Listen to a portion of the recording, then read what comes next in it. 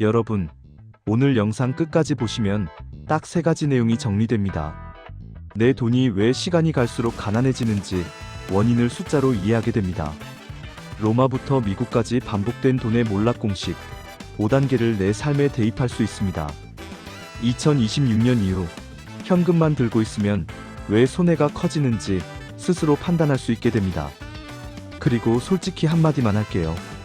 우리는 열심히 일하면 괜찮아진다는 말을 너무 오래 믿어왔죠. 그런데 현실은요? 열심히 일해도 통장 잔고는 늘는데 체감 삶은 더 팍팍해지는 사람이 많습니다. 그 이유가 뭘까요? 바로 돈 자체의 가치가 조용히 깎이고 있기 때문입니다. 질문 먼저 드릴게요.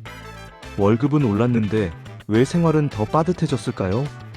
환율이 1100원대에서 1400원대로 오르면 그건 단순한 일시적 흔들림일까요? 로마도 처음엔 아주 조금만 화폐를 망가뜨렸습니다. 미국도 똑같이 시작했다면 다음은 뭘까요? 돈이 무너지면 진짜로 살아남는 건 열심히 사는 사람일까요? 아니면 구조를 아는 사람일까요? 이 질문들의 답이 궁금하면 오늘 영상은 끝까지 보셔야 합니다. 왜냐하면 오늘은 경제 공부가 아니라 내 돈을 지키는 생존 공식을 다루는 시간이기 때문입니다. 1. 로마와 미국, 제국의 돈은 왜 똑같이 무너질까? 강의는 로마 제국 이야기로 시작합니다. 미국 달러 제국이 있기 전 대표적인 제국은 로마였죠. 로마의 화폐는 데나리우스라는 은하였는데 처음에는 이름 그대로 진짜 은하였습니다. 기원전 27년 전후로 데나리우스 은 함유량이 98%에 달했다고 설명합니다. 그런데 시간이 지나면서 문제가 생깁니다. 데나리우스는 이름만 은하가 되어가요. 은 함유량이 계속 줄어들고 결국 기원 후 270년쯤에는 5% 수준까지 내려갑니다. 이 말은 뭘 의미할까요? 화폐 가치가 95% 손실됐다는 뜻입니다. 여기서 중요한 건 하락 자체가 아니라 속도입니다. 로마는 은화 가치가 95% 내려가는데 대략 300년이 걸렸습니다. 그런데 현대는 과연 앞으로 어떨까요? 달러는 112년 동안 97%가 깎였다. 강의에서는 미국 달러의 기준점을 1913년 연준 설립으로 잡습니다. 왜냐하면 연준 설립 이후로 경제 위기가 올 때마다 통화 공급이 대규모로 늘어나는 구조가 굳어졌기 때문이죠. 그리고 1913년에 1달러 구매력이 2025년 기준 3센트 즉 0.03달러 수준이라는 설명이 나옵니다. 즉 112년 동안 구매력이 97% 감소했다는 관점입니다. 여기서 사람들이 흔히 착각하는 포인트가 있어요. 달러는 기축 통화니까 안전하다. 이 말은 방송용 멘트일 수 있습니다. 현실 멘트는 이렇습니다. 기축 통화라서 더 오래 버틸 수 있지만 그만큼 더 오래 찍어낼 수 있고 그래서 더 오래 서서히 녹을 수 있다. 즉 안전해 보이는 기간이 길수록 사람들은 더 방심하고 그 사이 돈의 가치는 조용히 깎입니다. 3. 원화는 더 세게 흔들렸다. 안정은 착시였다. 강의는 달러만 보지 말고 한국 원화를 먼저 보자고 합니다. 왜냐하면 원화 가치 하락은 갑자기 망했다가 아니라 역사적으로 계속 반복된 흐름이기 때문이죠. 1962년 화폐 개혁으로 환에서 원으로 바뀌었습니다. 당시 1달러가 1.25원 수준이었다는 설명이 나옵니다. 하지만 2025년 기준 환율이 1440원대라면 원화 가치는 달러 대비 약 115분의 1 수준으로 낮아진 셈입니다. 더 강하게 말하면 1945년 이후의 흐름까지 길게 보면 원화는 달러 대비 10만 분의 1 토막이라는 표현도 등장합니다. 이게 핵심입니다. 원화는 원래 안정적이었는데 최근에만 흔들린다가 아니라 원화 가치 하락은 건국 이후 장기적으로 지속된 현상이라는 거죠. 그런데 왜 우리는 원화가 안정적인 줄 알았을까요? 바로 외환위기 이후 약 20년 동안의 대안정기 때문입니다.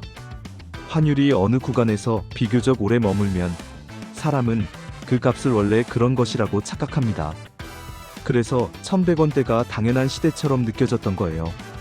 하지만 강의는 최근 환율 상승을 급성이 아니라 만성이라고 봅니다.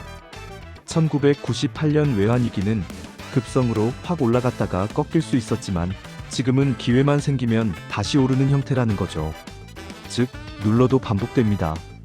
이 차이를 이해 못하면 앞으로도 환율과 물가를 볼 때 계속 흔들리게 됩니다. 4. 제국 몰락의 5단계 돈은 어떤 순서로 무너질까? 강의는 제국의 돈이 무너지는 과정은 5단계로 반복된다고 정리합니다. 1단계. 성장의 정체. 로마는 정복을 통해 전리품이 들어오며 성장했는데 더 이상 정복할 곳이 없어지자 성장이 멈췄습니다. 현대에서는 이게 인구 감소, 생산성 정체, 금리 상승 같은 형태로 나타날 수 있습니다. 2단계. 자산 불평등과 중산층 붕괴. 성장이 멈추면 파이는 더 커지지 않죠. 그런데 기득권은 더 많이 가져가려 합니다. 이때 자주 등장하는 도구가 통화팽창입니다. 돈이 늘면 자산 가격은 올라갑니다. 그런데 자산은 보통 상위 소수가 많이 가지고 있어요. 그래서 통화가 늘어날수록 상위는 더 부자가 되고 하위는 화폐 가치 하락을 정면으로 맞습니다. 결국 중산층이 무너집니다. 3단계.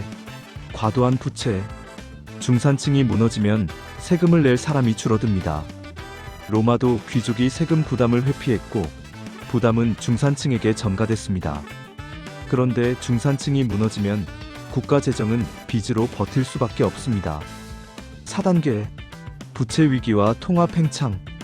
빚이 너무 커지면 누군가는 국채를 사주지 않습니다. 이때 남는 선택지가 돈을 찍어 국채를 사는 방식입니다. 강의에서는 미국 부채가 2017년 20조 달러에서 2025년 38조 달러로 증가했다는 식으로 짧은 기간 급증을 강조합니다. 이런 흐름이 이어지면 결국 통화 팽창은 멈추기 어렵습니다. 5단계. 신뢰 붕괴. 사람들이 그 화폐를 받기 싫어하는 순간이 옵니다.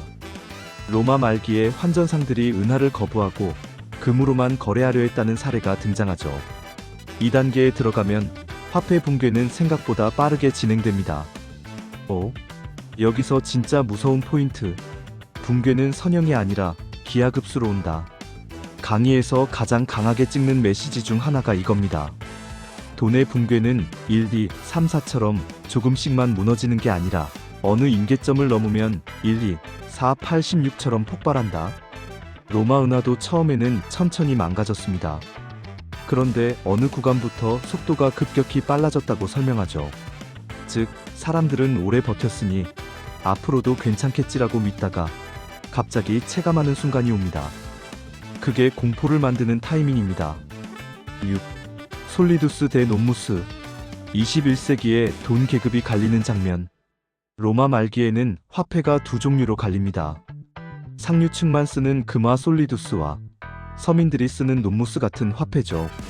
논무스는 겉보기엔 은하지만 실제론 구리에 은을 얇게 입힌 형태로 유통되며 코팅이 벗겨지면 신뢰가 무너집니다. 이게 왜 중요하냐면요. 강의는 이 장면을 현대에 그대로 겹쳐봅니다. 현대에서 종이화폐인 원하나 달러는 시간이 갈수록 가치가 깎입니다. 반면 자산인 부동산, 주식, 원자재, 금 같은 실물은 상대적으로 가치 저장 역할을 합니다. 그래서 같은 사회 안에서도 노동소득으로 종이돈을 받는 사람과 이미 자산을 가진 사람의 격차가 벌어집니다. 여기서 강의는 냉정한 결론을 던집니다. 현금만 들고 있으면 구조적으로 불리해질 확률이 커진다. 왜냐하면 통화가 팽창할수록 자산 가격이 흔들리며 올라가는 구간이 반복될 수 있기 때문이죠. 7. 그래서 우리는 뭘 해야 하나? 여기서 많은 분들이 이렇게 생각합니다. 그럼 나보고 금 사라는 거야? 달러 사라는 거야? 주식? 부동산? 그런데 강의의 핵심은 특정 자산 추천이 아니라 돈의 구조를 읽는 능력입니다. 오늘 이 영상에서 가져가셔야 할 건 이겁니다. 내 돈의 가치가 왜 떨어지는지 구조로 이해하기. 지금이 5단계 중 어디쯤인지 감으로라도 체크하기. 현금 비중이 과도한 상태가 장기적으로 어떤 위험인지 인지하기. 특히 이런 분들은 더 공감하실 거예요. 열심히 살아왔고 절약도 했고 빚도 안 지려고 노력했는데 어느 순간 자산은 멀어지고 생활비는 오르고 미래가 불안해지는 느낌. 그게 개인의 능력 부족이 아니라 화폐 가치 하락과 자산 가격 변화가 만들어낸 구조일 수 있다는 겁니다. 그래서 오늘은 겁주려고 말하는 게 아니라 당신이 이상한 게 아니다라는 걸 먼저 말해드리고 싶었습니다. 그리고 최소한의 방어를 위해선 돈을 볼 때 가격만 보지 말고 구조를 봐야 합니다. 최종 마무리 해볼게요. 여러분은 지금 솔직히 어떤 쪽에 가까우세요? 1. 현금이 마음 편해서 현금 비중이 높다. 2. 자산이 필요한 건 알지만 어떻게 해야 할지 모르겠다. 3. 이미 자산을 갖고 있지만 앞으로가 불안하다. 댓글로 1, 2, 3 중 하나만 남겨주세요. 고민이 어디에 몰려 있는지 보고 다음 영상에서 케이스별로 더 쉽게 풀어드리겠습니다. 오늘 준비한 영상은 조금 도움이 되셨나요? 지금까지 세상의 모든 지식 세모지식이었습니다. 구독과 좋아요는 다음 영상 제작에 큰 힘이 됩니다. 시청해주셔서 감사합니다.